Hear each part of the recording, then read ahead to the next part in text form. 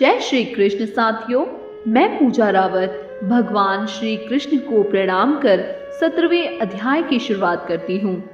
श्रीमद् भागवत गीता का 17वां अध्याय है श्रद्धा त्रय योग। इस अध्याय में अर्जुन कृष्ण से प्रश्न पूछते हुए कहते हैं कि हे कृष्ण, जो मनुष्य शास्त्र विधि त्याग कर श्रद्धा से युक्त होकर देवादि का पूजन करते हैं, उनकी स्थिति कौन सी है? क्या वे मनुष्य सात्विक हैं या राजसिक या फिर तामसिक? इस प्रश्न का उत्तर देते हुए कृष्ण मनुष्य की श्रद्धा को 3 प्रकारों में विभाजित करते हैं, जो स्वभाव से उत्पन्न हुई है, अंतः जन्मों के किए गए कर्मों से उत्पन्न होती है और इसी श्रद्धा को स्वभाव जा कहते हैं। ये 3 तरीकों की होती है, पहली सात्विक, दूसरी राजसी और तीसरी तामसी। श्रद्धा की परिभाषा बताते हुए कृष्ण कहते हैं कि सभी मनुष्यों की श्रद्धा अनेक अंतःकरण के अनुरूप होती है, इसलिए जो मनुष्य जैसी श्रद्धा रखता है वह खुद भी वैसे ही बनता है, जैसी वृत्ति वैसा मनुष्य। कृष्ण आगे कहते हैं कि सात्विक पुरुष देवताओं को पूजते हैं, राजसी मनुष्य यक्ष व राक्षसों को, तथा अन्य जो तामसी मनुष्य हैं वे भूतों तथा प्रेतों को पूजते हैं। जो जैसे स्वभाव वाला है उसका इष्ट या भगवान भी वैसा ही।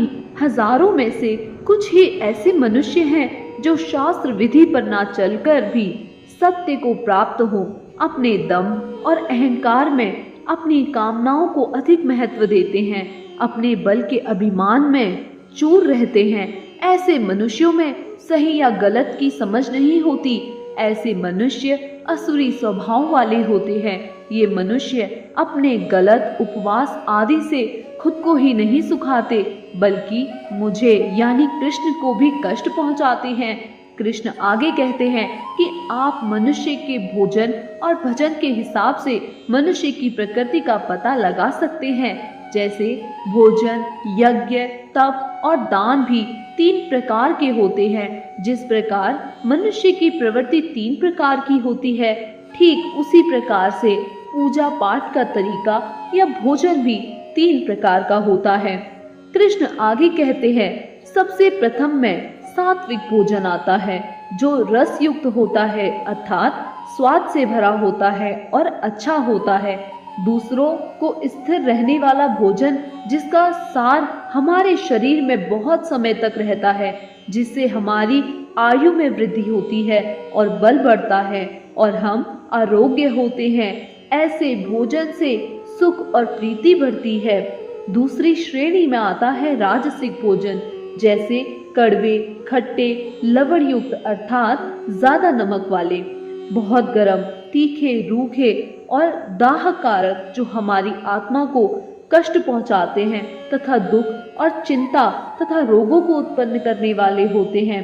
अर्थात ये सब पदार्थ राजस पुरुषों को प्रिय होते हैं। और तीसरी श्रेणी में आता है तामसिक भोजन, जो अपवित्र है, आधा कच्चा तथा आधा पक्का है, जिसमें सुगंध न आकर दुर्गंध आती हो, और जो बासी खाना खाता है वह तामसिक मनुष्य को प्रिय होता है। कृष्ण बताते हैं, जो शास्त्र विधि से नियत यज्ञ करना ही कर्तव्य मानता है, अर्थात अपने मन को नियंत्रित करके फल को न चाह के जो यज्ञ किया जाता है वही सात्विक यज्ञ है। ठीक उसी प्रकार यदि यज्ञ सिर्फ ईश्वर की आराधना, अपने कर्मों को समर्पित करने के लिए किया जाता है तो वे कृष्ण को प्राप्त होता है, और इसके विपरीत जिस यज्ञ का कार्य अपने को बढ़ा दिखावे या बढ़ा दिखाने के लिए तथा फल की प्राप्ति के लिए किया करते हैं, तो उस फल को राजसिक माना जाता है। इस तरह के यज्ञों से ईश्वर कभी प्रसन्न नहीं होते।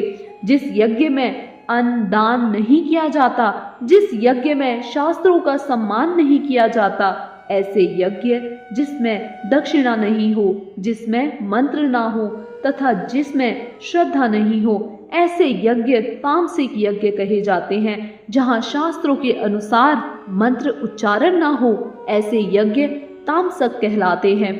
आगे कृष्ण शरीर संबंधी तप को परिभाषित करते हुए कहते हैं कि जो मनुष्य देवताओं ब्राह्मणों तथा गुरुजनों व ज्ञानी जनों का पूजन करें, ब्रह्मचर्य अपनाकर पवित्रता व सरलता से अहिंसा के मार्ग पर चलता है, वे ही मनुष्य शरीर संबंधी तप करने में सक्षम है तथा इन्हें ही शरीर संबंधी तप कहा जाता है।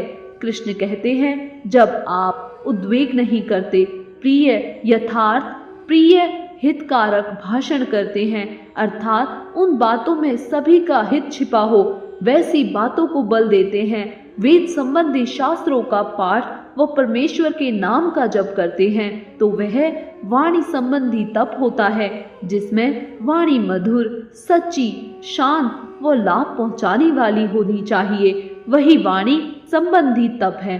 तप की एक और विशेषता बताते हुए कहते हैं कि मन प्रसन्न होना अति आवश्यक है। मन शांत भाव में हो। जब मन इस सुवस्था में होता है तब इन्हें मन संबंधी तप कहा जाता है। जब देवता, ब्राह्मण और गुरु को सच्चे मन से पूजा जाए तो वह शरीर संबंधी तप होता है। अच्छी वाणी से सच बोला जाए, सबके भले की बात हो, तब वह वाणी संबंधी तप होता है। और जब मन नियंत्रण में हो, प्रसन्नता व शांति का भाव हो तथा मन भगवान में लगा हो, तब उसे मन संबंधी तप कहा जाता है। परम श्रद्धा से किए हुए इन तीनों प्रकार के तत्वों को ही कृष्ण ने सात्विक तत्व कहा है। जो तप सत्कार, मान और पूजा के लिए किया जाता है, जब तप में श्रद्धा की जगह दिखावा आ जाए तो वह राजसिक कहलाता है।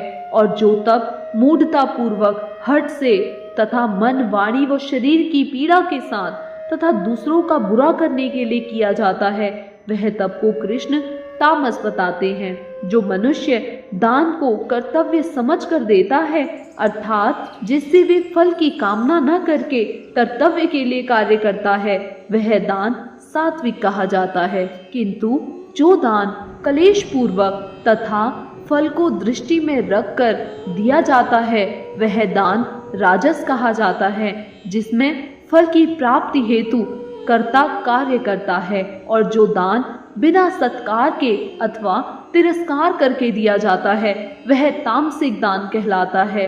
अतः आगे कृष्ण कहते हैं कि ओम तत्सत, ऐसे यह 3 प्रकार का सच्चिदानंद घन परमात्मा का ब्रह्म का नाम कहा है। उसी से सृष्टि के आदि काल में ब्राह्मण और वेद तथा यज्ञादि रचे गए। इसलिए वेद मंत्रों का उच्चारण करने वाले श्रेष्ठ पुरुषों की शास्त्र विधि से नियत यज्ञ, दान और तप रूप क्रियाएं सदा ओम इस परमात्मा के नाम को उच्चारण करके ही आरंभ होती हैं। तत् अर्थात तत् नाम से कहे जाने वाले परमात्मा का ही यह सब है। इस भाव से फल को ना चाहकर नाना प्रकार की यज्ञ, तप रूप क्रियाएं और दान रूप क्रियाएं कल्याण की इच्छा वाले पुरुषों द्वारा की जाती हैं। सत, इस प्रकार यह परमात्मा का नाम सत्य भाव में और श्रेष्ठ भाव में प्रयोग किया जाता है तथा हे पार्थ, उत्तम कर्म में भी सत शब्द का प्रयोग किया जाता है तथा यज्ञ, तप और दान में जो स्थिति है वह भी सत इस प्रकार कही जाती है। और उस परमात्मा के लिए किया हुआ कर्म निश्चय पूर्वक सत ऐसे कहा जाता है। हे अर्जुन, बिना श्रद्धा से किया हुआ हवन, दिया हुआ दान व तपा हुआ तप और जो कुछ भी किया हुआ शुभ कर्म है वह समस्त अस्त इस प्रकार कहा जाता है। इसलिए वह न तो इस लोक में लाभदायक है और न मरने के बाद ही लाभकारी है। भगवत गीता में कृष्ण ने भौतिक प्रकृति के इन तीनों गुणों को समाहित कर रखा है और इन तीनों प्रकार के विश्वासों का वर्णन किया है। भगवान कृष्ण विश्वास की प्रकृति है जो जीवन की गुणवत्ता और जीवित संस्थाओं के चरित्र को निर्धारित करती है। अर्थात जो लोग लालसा और अज्ञानता में विश्वास रखते हैं वे ऐसे कार्य करते हैं जो कि अस्थाई और भौतिक फल देने वाले हैं, परंतु जो लोग अच्छाई में विश्वास रखते हैं और इसलिए उन्हें अस्थाई और अधिक प्रवीण फल प्राप्त होते हैं जो मन को और भी शुद्ध करते हैं। इस प्रकार उपनिषद, ब्रह्म विद्या तथा योग शास्त्र रूप श्रीमद् भागवत गीता के श्री कृष्ण अर्जुन संवाद में श्रद्धात्रय विभाग योग नामक 17वां अध्याय संपूर्ण होता है। धन्यवाद। जय श्री कृष्ण।